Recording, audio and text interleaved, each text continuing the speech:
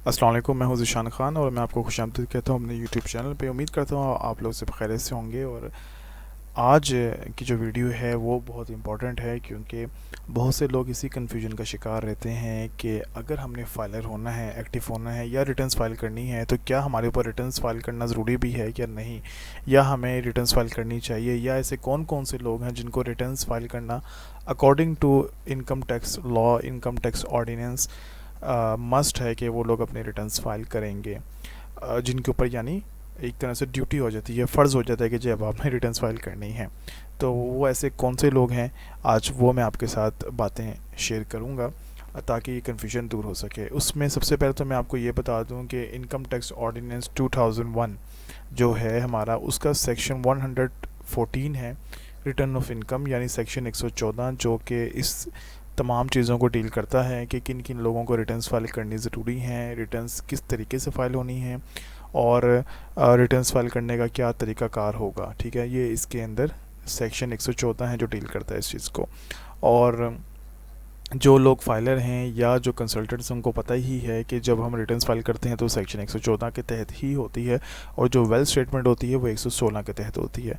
तो आज मैं जो आपके साथ शेयर करने लगा हूँ बातें, वो 114 के तहत मैं आपके साथ शेयर करूँगा।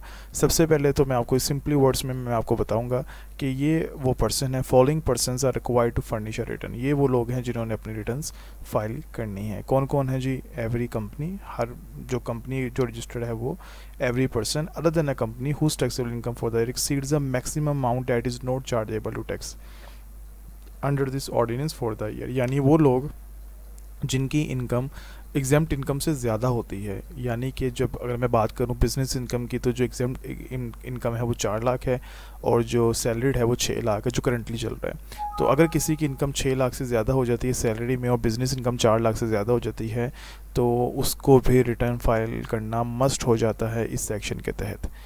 इसी तरह any non profit organisation, any welfare institution और any person not covered by clause A B B O हु, यानी ये सारे लोग हो गए कंपनी के पॉइंट ऑफ व्यू से। और एनी पर्सन, वो लोग जो इसके अंदर नहीं आते, तो वो कौन कौन हैं?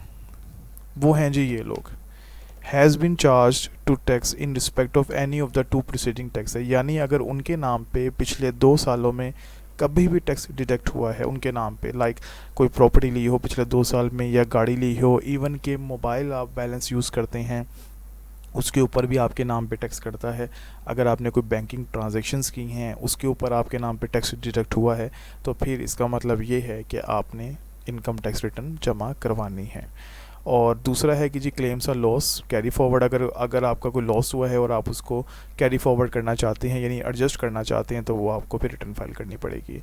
और इसी तरह ऑन्स इमूवेबल प्रॉपर्टी, अगर आपके पास कोई प्रॉपर्टी है, जैसे लैंड एरिया है, लैंड है और उसका 250 स्क्वायर यार्ड्स और मोर है, ठीक है, 250 स्क्वायर यार्ड से ज़्यादा है, तो आपको रिटर्न फाइल करनी है।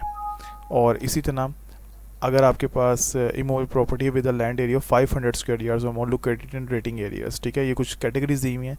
ये एक इस्लामाबाद के पॉइंट ऑफ व्यू से था, और ये रेटिंग एरिया के हवाले से है। यहाँ पे प्रॉपर्टी का जो साइज़ है वो 500 स्क्वायर यार्ड्स है। इसी तरह अगर आपके नाम पे कोई फ्लैट है और 2000 स्क्वायर यार्ड्स का फीट का जो है वो फ्लैट है, और वो रेटिंग एरिया में मौजूद है, तो फिर आपको रिटर्न्स फाइल करना ज़रूरी है। और नेक्स्ट है जी, अगर आपके पास गाड़ी है जो कि 1000 सीसी से ज़्यादा है, चाहे आपकी इनकम जितनी मर्ज़ी हो, और इनमें से कोई एक भी कंडीशन पे अगर आप उतरते हैं तो आपको रिटर्न फाइल करना ज़रूरी हो जाता है। ऐसा नहीं है कि सारी होनी चाहिए, कोई एक भी कंडीशन हो। तो 1000 सीसी अगर आपके पास गाड़ी है या इससे ज़्यादा है, तो आपको रिटर्न फाइल करना ज़रूरी है।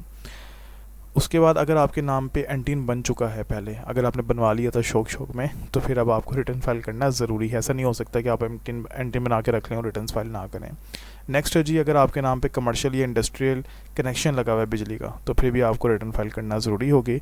और आपका जो बिल है वो 500,000 से, यानी 5 लाख से ज़्यादा आता है। तो ये बता दूँ, ये टाइम टू टाइम चेंज होता रहता है, ठीक है। तो अभी जो मैं ऑर्डिनेंस में देख रहा हूँ जी 500,000 है, ये हर साल कैटेगरीज चेंज होती रहती हैं। लेकिन अगर आपके नाम पे कमर्शियल इंडस्ट्री कनेक्शन है, तो फिर आप रिटर्न फाइल कर लें। इसी तरह अगर आप रेजिडेंट पर्सन हैं और चैम्बर ऑफ कॉमर्स के साथ आप रजिस्टर्ड हैं, या आपका कोई बिज़नेस रजिस्टर्ड है, तो फिर आपको रिटर्न फाइल करना ज़रूरी है। और इसी तरह अगर आपका कोई प्रोफेशन है, आप इंजीनियरिंग काउंसिल से आप रजिस्टर्ड हैं, dental medical and dental council से आप रजिस्टर्ड हैं, इसके अलावा आप पाकिस्तान बार कौंसिल से रजिस्टर्ड हैं या institute of chartered accountants of Pakistan और institute of cost and management accountants of Pakistan से आप रजिस्टर्ड हैं, तो अभी आपको रिटर्न फाइल करना ज़रूरी है। यानी अगर आप मेंबर हैं सीए आई कैप के या आईसी मैप के, मेंबर हैं, आपने एसीएम में किया हुआ है, सीए किया हुआ है, तो फिर भी आपको रिटर्न फाइल करना ज़रूरी हो जाता है। ठीक है। और इसी तरह नेक्स्ट पॉइंट है जी, every resident person being an individual required to file foreign income and asset statement under section 116A। अगर कोई पर्सन है जिसकी फॉरेन इनकम है और उसके ये पाकिस्तान में यानी वो रहता है, उसके बाहर से इनकम आती है और उसके एसेट्स हैं, तो फिर उसको रिटर्न फाइल करना है अगर वो 116A में फॉल करता है। इसको हम देखेंगे बाद में, अभी क्योंकि मैं सिर्फ डील कर रहा हूँ 114 को, कि वो तमाम लोग जिनको रिटर्न फाइल करना ज़रूरी हैं, तो फिर आपको रिटर्न फाइल करनी पड़ेगी इस सेक्शन के तहत।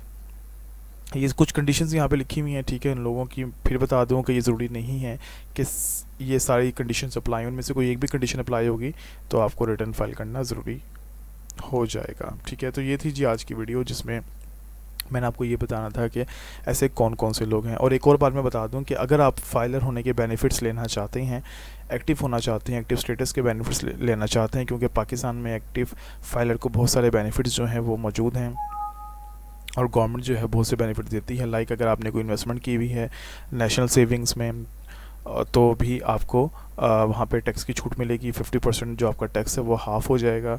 इसी तरह अगर आपने गाड़ी लेनी है तो फाइलर नॉन फाइलर के डिफरेंट रेट्स हैं। प्रॉपर्टी अगर आपने लेनी है तो प्रॉपर्टी को नाम करवाने के बहुत से जो बेनिफिट्स हैं मौजूद हैं। तो क्या क्या बेनिफिट्स हैं उसके ऊपर मैं एक अलग से वीडियो बना दूँगा। लेकिन अगर आपने एक्टिव फाइलर के बेनिफिट्स लेने हैं तब भी आप रिटर्न फाइल कर सकते हैं, एक्टिव हो सकते हैं। ज़रूरी नहीं है कि यही हों तो ही रिटर्न फाइल हो। ठीक है। तो ये कुछ बातें थी, टिप्स थी। तो आई होप कि आपने कुछ सीखा होगा इस वीडियो से और बहुत सी बातें क्लियर हुई होंगी कि आखिर किन किन लोगों को रिटर्न फाइल करना ज़रूरी है और मस्ट है कानून के तहत। तो ये थी जी आज की वीडियो। अब मज़ीद जानने के लिए, मज़ीद बातें टैक्स के हवाले से सीखने के लिए और अपने माइंड को क्लियर करने के लिए आप मेरे चैनल को सब्सक्राइब कीजिए। कोई क्वेश्चन हो तो आप मुझे मैसेज भी कर सकते हैं और ईमेल भी कर सकते हैं। इजाज़त दीजिए। अल्लाह हाफिज़।